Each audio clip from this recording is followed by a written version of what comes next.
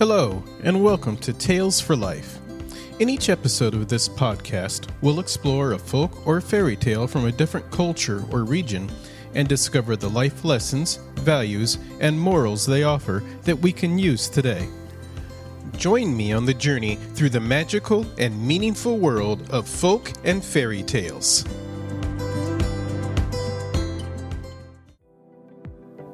Hello, and welcome to the 20th episode of Tales for Life.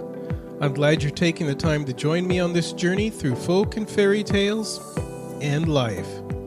Today's episode is another good one, and I've called it Your Character Always Shines Through. The word character is one of those heavy words that seems to mean more than you can really define. It's more than how you act, what you do, what you think, and yet it's all of that too. And, like a reputation, it's built up over a long time but can come crashing down in a moment. Character is a reflection of who you were in the past, who you are in the present, and perhaps who you will be in the future. While there's a slight tendency to gloss over the character of those in power, it's far from absolute, and there are many people in high positions with terrible character. And on the opposite end of the spectrum, there are many people lacking position who have tremendous character. After all, character, like many human virtues, doesn't come with a price tag. More than 200 years ago, the Brothers Grimm first published their Children's and Household Tales collection, which contained a story that perfectly illustrates the importance of character and how, sooner or later, who you are on the inside will manifest itself in a way that everyone can see.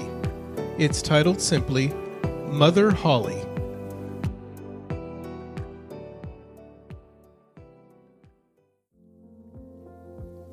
There was once a widow who had 2 daughters, one of whom was pretty and industrious, whilst the other was ugly and idle.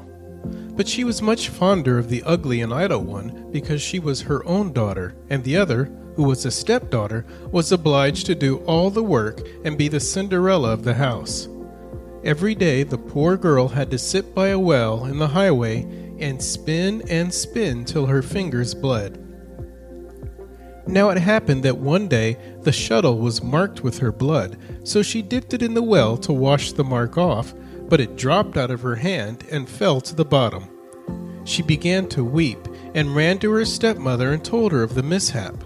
But she scolded her sharply and was so merciless as to say, "Since you have let the shuttle fall in, you must fetch it out again." So the girl went back to the well and did not know what to do, and in the sorrow of her heart she jumped into the well to get the shuttle. She lost her senses, and when she awoke and came to herself again, she was in a lovely meadow where the sun was shining and many thousands of flowers were growing. Along this meadow she went, and at last she came to a baker's oven full of bread, and the bread cried out, "Oh, take me out, or I shall burn. I have been baked a long time." So she went up to it and took out all the loaves one after another with the bread shovel. After that she went on till she came to a tree covered with apples, which called out to her, "Oh, shake me, we apples are all ripe." So she shook the tree till the apples fell like rain, and went on shaking till they were all down, and when she had gathered them into a heap, she went on her way. At last she came to a little house, out of which an old woman peeped, but she had such large teeth that the girl was frightened, and was about to run away. But the old woman called out to her, "What are you afraid of, dear child? Stay with me. If you will do all the work in the house properly, you shall be the better for it. Only you must take care to make my bed well, and shake it thoroughly till the feathers fly, for then there is snow on the earth. I am Mother Holly." As the old woman spoke so kindly to her, the girl took courage and agreed to enter her service. She attended to everything to the satisfaction of her mistress, and always shook her bed so vigorously that the feathers flew about like snowflakes. So she had a pleasant life with her, never an angry word, and boiled or roast meat every day. She stayed some time with Mother Holly, and then she became sad. At first she did not know what was the matter with her, but found at length that it was homesickness. Although she was many thousand times better off here than at home, still she had a longing to be there. At last she said to the old woman, "I have a longing for home, and however well off I am down here, I cannot stay any longer. I must go up again to my own people." Mother Holly said, "I am pleased that you long for your home again, and as you have served me so truly, I myself will take you up again." Thereupon she took her by the hand and led her to a large door.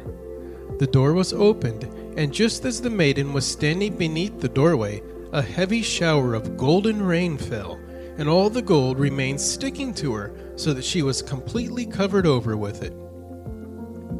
"You shall have that, because you have been so industrious," said Mother Holly, and at the same time she gave her back the shuttle which she had let fall into the well.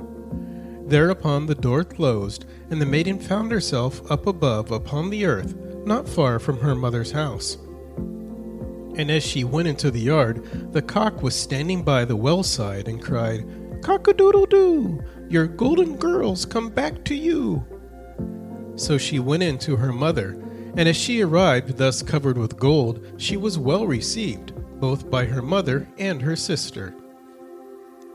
The girl told all that had happened to her, and as soon as the mother heard how she had come by so much wealth, she was very anxious to obtain the same good luck for the ugly and lazy daughter.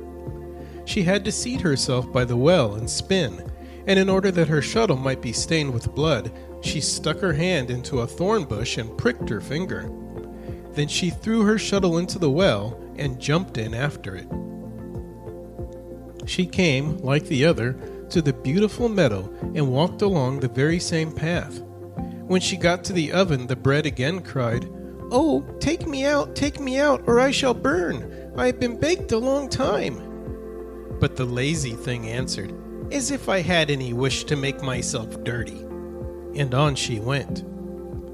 Soon she came to the apple tree, which cried, "Oh, shake me, we apples are all ripe." But she answered, "I like that, one of you might fall on my head," and so went on. When she came to Mother Holly's house, she was not afraid, for she had already heard of her big teeth, and she hired herself to her immediately. The first day she forced herself to work diligently, and obeyed Mother Holly when she told her to do anything, for she was thinking of all the gold that she would give her. But on the second day she began to be lazy, and on the third day still more so, and then she would not get up in the morning at all. Neither did she make Mother Holly's bed as she ought, and did not shake it so as to make the feathers fly. Mother Holly was soon tired of this, and gave her notice to leave. The lazy girl was willing enough to go, and thought that now the golden rain would come.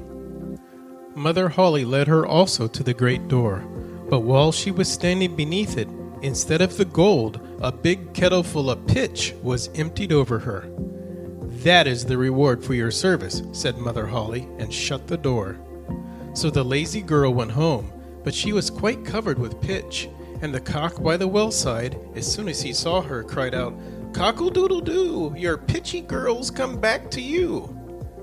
But the pitch stuck fast to her, and could not be got off as long as she lived.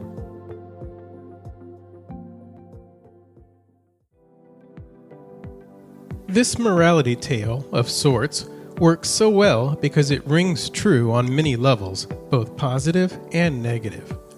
On the negative side, we have the ugly, lazy daughter. While folk tales are often simplistic in nature, we know from the get-go that the daughter's appearance is a result of her character. There are never any beautiful, lazy daughters in folk tales. And we find out through the story that she's not just lazy, but selfish and rude. The end result? She spends the rest of her life covered in pitch. In realistic terms, her character so dominates everything she is, and is so awful, that the result can only be one possibility. Her outward appearance matches it, unappealing and repulsive. But on the positive side, we have our heroine. She starts off behind the 8 ball, if you will, very Cinderella-like in having already lost her real mother and now her father as well. She's treated terribly, but she doesn't let the character of others affect her own character. She is, after all, industrious and pretty. Through her journey down the well, we find that she is also kind and respectful. And, just for good measure, she even gets homesick for her family, as bad as it is. In contrast to her stepsister, her character is so golden that it shows in her outward appearance. So much so that even her stepmother and stepsister cannot help but welcome her back gladly because it is so attractive and appealing. The lesson for us is pretty clear. Constant scowling aside, our outward appearance is largely unaffected by the type of person we are.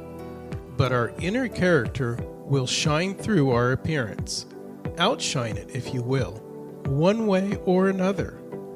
When that character does shine through, will others see us covered in pitch or shining like gold?